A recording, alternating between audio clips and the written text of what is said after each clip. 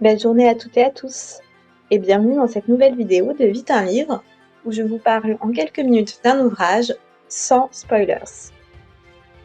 Aujourd'hui, je vous fais découvrir La princesse au visage de nuit de David Brie, paru en 2022 aux éditions Pocket. Tout d'abord, un petit résumé. Hugo, la trentaine, est éducateur spécialisé à Paris. Il n'a pas remis les pieds dans son village natal depuis son enfance.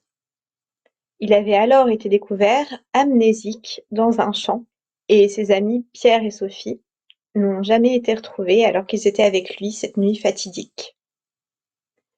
Des traces de maltraitance sur Hugo avaient alors conduit à son placement en famille d'accueil.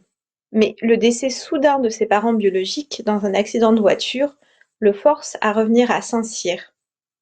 Il rencontre Anne, sœur cadette de son amie Sophie. Encore hantée par la disparition de Sophie, Anne va conduire Hugo à fouiller dans ses maigres souvenirs. Dans le même temps, elle est contrainte de l'interroger de manière bien plus officielle, puisque la mort de ses parents n'est pas un accident. La vie d'Hugo va dès lors osciller entre Paris, son groupe d'amis, leur bar fétiche et la vie qu'il s'est construite loin de l'horreur et des souvenirs, et Saint-Cyr, où tout le ramène à son amitié avec Sophie, à la légende de la princesse au visage de nuit, qui se racontait alors dans la cour de récré et ressurgit soudain, mais aussi aux violences exercées par ses parents. Et maintenant, je vous dis ce que j'en ai pensé. La princesse au visage de nuit navigue entre le polar, le thriller et le fantastique. Les questions sont multiples. Qui a tué les parents de Hugo et pourquoi? Qu'est-il advenu de Sophie et de Pierre? Et de Hugo lui-même, il y a 20 ans? Pourquoi ne se souvient-il de rien? Quelle est cette mystérieuse légende de la princesse au visage de nuit? Et surtout, existe-t-elle réellement? Hugo arrivera-t-il à maintenir le passé hors de sa nouvelle vie? Devra-t-il s'y confronter une bonne fois pour toutes? On est bien vite plongé dans l'ambiance trouble de la petite ville de Saint-Cyr, sa forêt énigmatique, sa sorcière locale, et dans ses nombreux non-dits et secrets qui regorgent de questions supplémentaires. Une ambiance un petit peu poisseuse, comme on peut les aimer dans ce genre d'histoire. On passe en vérité le livre à s'interroger, car de nombreux mystères apparaissent à mesure que l'enquête sur la mort des parents de Hugo progresse et que des indices émergent aussi sur la disparition de Sophie et de Pierre.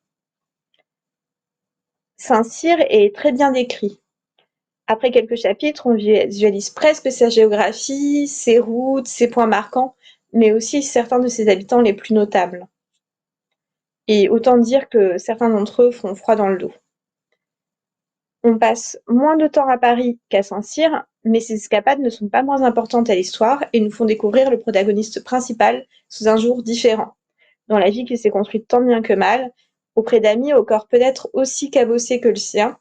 À certains moments, à les retrouver dans des cafés sans cesse, on a l'impression de voir une certaine version dark de Friends. Le rythme de l'intrigue dans l'ensemble est très bien dosé. Chaque nouvelle révélation, chaque nouveau mystère arrive au bon moment pour maintenir le suspense tout au long du récit. Et enfin, sur une toute autre note, j'ai beaucoup apprécié la couverture. Elle est élégante, efficace, comme le contenu de l'ouvrage, et surtout c'est en la regardant attentivement qu'on y décèle, à travers l'entrelac de feuilles, certains aspects un peu plus inquiétants. Donc voilà, une couverture que j'ai beaucoup aimée. En conclusion, La princesse au visage de nuit est un roman qui plaira aux amateurs de villages remplis de secrets, de contes de fées sordides, de personnages malmenés par la vie, comme d'enquêtes policières. Cet ouvrage mérite bien, selon moi, son label d'étoiles montantes de l'imaginaire, qui est indiqué par le petit autocollant sur la couverture et que j'ai trouvé bien sympa de découvrir.